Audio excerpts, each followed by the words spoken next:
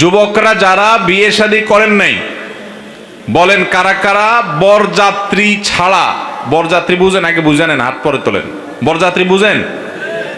মেয়ের বাপের বাড়িতে 200-300 মানুষ দরাদরি করে, দর কষাকষি করে আমাদের 300 মানুষ খাওয়ান লাগবে, 200 মানুষ খাওয়ান লাগবে। ছি ছি ছি ছি ছি ছি। এই ছোট লোক কি করে যে যায় 200-300 লোক খাইতে যায়? আহারে আল্লাহ, ফকিরও এরকম একসাথে যায় না। এই বরযাত্রী যেটাকে আপনারা নাম দিছেন, এটা আসলে বরযাত্রী। এটা কি যাত্রী? বিয়ে উপলক্ষে একটা খাওয়া হবে, সেটা কে খাওয়াবে? ছেলে পক্ষ খাওয়াবে। আজকাল ছেলে পক্ষের খবর না, মেয়ের বাপ খাওয়াবে। মেয়ের বাপ মেয়েটার জন্ম দিয়ে কি অপরাধ করছে?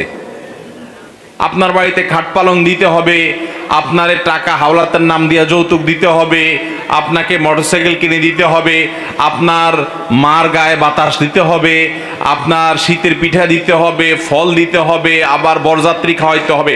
আল্লাহর জমিনের সবচেয়ে বড় জুলুমগুলো যদি কয়েকটা থেকে আমাদের এই অঞ্চলে, এই দেশে, তাহলে তার ভিতরে একটা বড় জুলুম হলো এটা, যে মেয়ের বাবার উপর এই সমস্ত জিনিস আমরা আরোপ করে দিই। আবার বলে কি না, আমরা তো চাই নাই, ওনারা খুশি মনে দিচ্ছেন।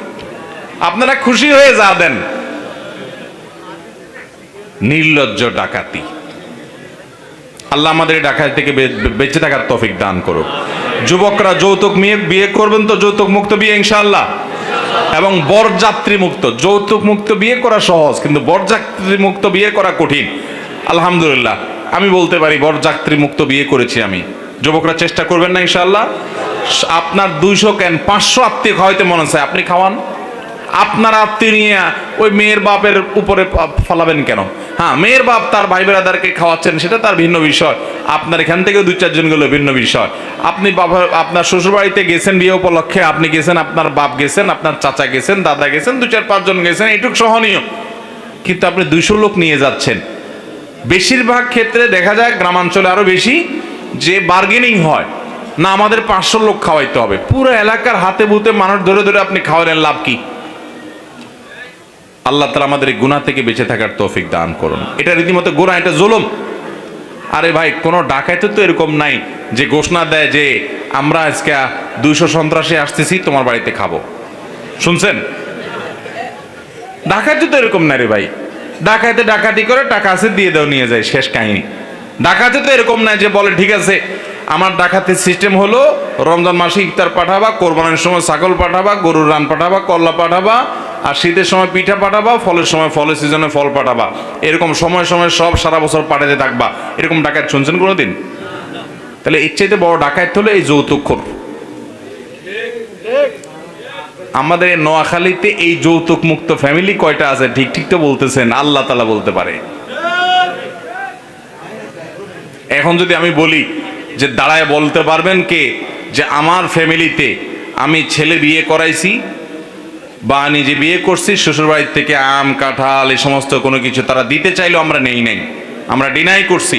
আপনারা বরং শ্বশুরবাড়িকে দিবেন, কারণ বেচারারা একটা বাচ্চা মেয়ে জন্মের পর থেকে নিয়ে বড় করে আস্ত মেয়েটা উঠে আপনার বাড়িতে দিয়ে দিছে, আপনি গোটা একটা মেয়ে নিয়ে আসছেন। ওই শ্বশুর বেটারে ব্যাপার এবং শাশুড়িরে সারা জীবন তাদের টাকা দিয়ে তো ঋণ শোধ করতে পারবেন না। এখন ছেলের বাপরা আবার বলবে হুজুর পোলাপান এমনি হোর বাড়ি ভক্ত হয়ে গেছে, আবার এসব ওয়াজনি আরো টানবো এদিকে। মুরব্বীরা সেটা বলবেন। এই জন্য আবার যুবকদেরকে বলি, বাবারা খেয়াল ঠিক রাখিয়েন, আবার বেদিশা হয়ে যায়েন না।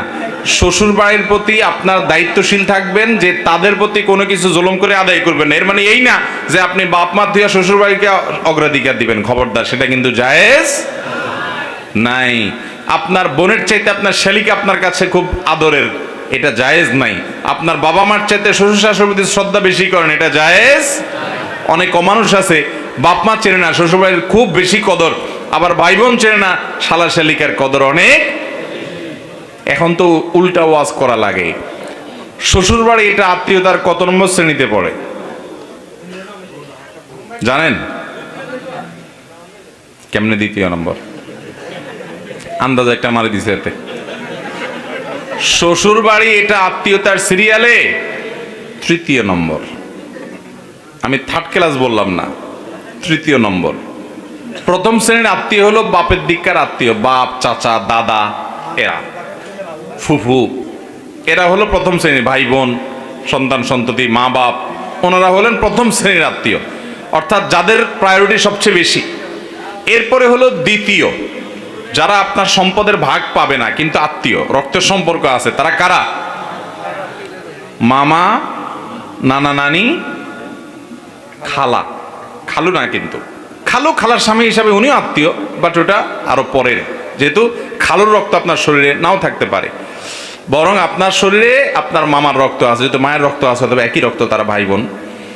ওনারা হলেন এর পরের সিরিয়ালের। আর তৃতীয় সর্বশেষ সিরিয়ালের আত্মীয়, যাদের সাথে রক্তের কোনো সম্পর্ক হয়তো নাই, হতে পারে হয়তো নাই, কিন্তু চাচাতো বোন বিয়ে করলে সেটা হতে পারে। সাধারণত তাদের সাথে রক্তের সম্পর্ক নাই, তাদের সাথে সম্পর্ক হলো বৈবাহিক সম্পর্ক, সেটাও আত্মীয়তা, কিন্তু এটা হলো শেষ প্রকারের আত্মীয়তা। আমাদের দেশে এবার সিস্টেম করেন, এবার আসেন আমরা আমাদের বাস্তবতাটা মিলে দেখবেন হুবহু উল্টাটা আছে। আমাদের দেশে 1 নম্বরের আত্মীয় বলতে বোঝানো হয় হুরবাইয়ের আত্মীয়রে, ঠিক না বে ঠিক? 1 নম্বরের আত্মীয় কোনটা মনে করে মানুষ? শ্বশুর বাড়িরটা। বাংলাদেশের কোন কোন এলাকায় আছে কুটুম। কুটুম শব্দের বাংলা অর্থ কি? আমি যতটুকু জানি মেহমান, আমি যদি ভুল না জানি। কুটুম শব্দের অর্থ হলো অতিথি, মেহমান, তাই না? কিন্তু অনেক এলাকা আছে শ্যালককে অর্থাৎ শালা যেটাকে বলে আপনারা, এই শ্যালককে বলে, শ্যালক বা সম্বন্ধীকে বলে কুটুম। অনেক এলাকা আছে, মানে আত্মীয়, মানে অতিথি মানেই হলো শালা শালাই, এছাড়া আবার অতিথি করতে কেউ হয়। তাহলে 1 নম্বরের আত্মীয় বানায় রাখছি আমরা শ্বশুরবাড়ির লোকদেরকে। 2 নম্বরটা কোনটারে বানাইছি? মামুর বাড়িটা। আর 3 নম্বর থার্ড ক্লাস বানাইছি কোনটারে? নিজেরটা। খালু, সরি, চাচা, ফুফু। ফুফুদের সাথে যোগাযোগ তো এখন এই যুগে তো একেবারে সোনার হরিণ হয়ে গেছে, ঠিক কিনা বলেন? খোঁজ খবর পর্যন্ত। হ্যাঁ, আবার অনেক ফুফুরা অনেক ভাতিজাদের প্রতি অত্যাচার করে, চান্স পাইলে।